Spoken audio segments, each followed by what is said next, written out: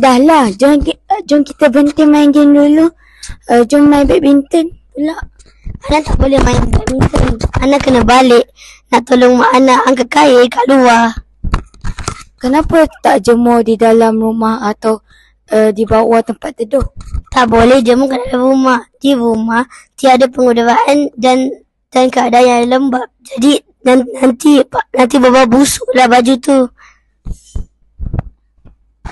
Di asrama abang saya pun ada masalah sama juga.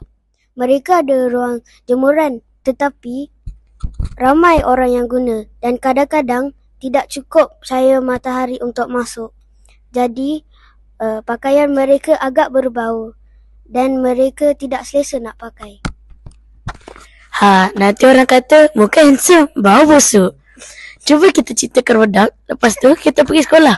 Sebab hari ni ada pendaftaran untuk Virtual Innovation Competition. Boleh kita dapat markah PAJSK. Good idea. Jom kita reka dulu. Jam 11 je tu, jom lagi. Jom. Saya Arif. Saya Erhan.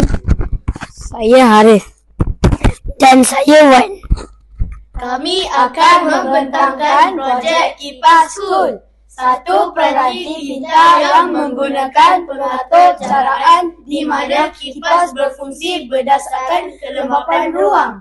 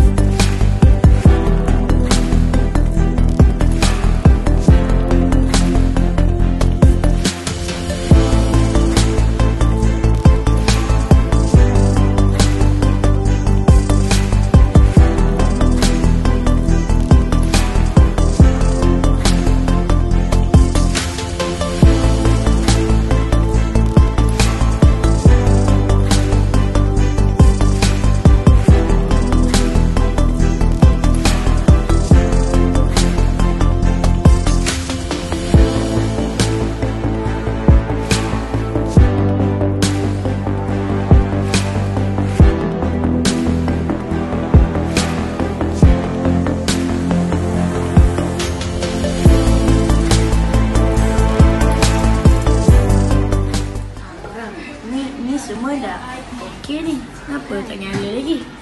Ya. Yang ni belum pasang ni. Sekejap sampai Ana pula pasang.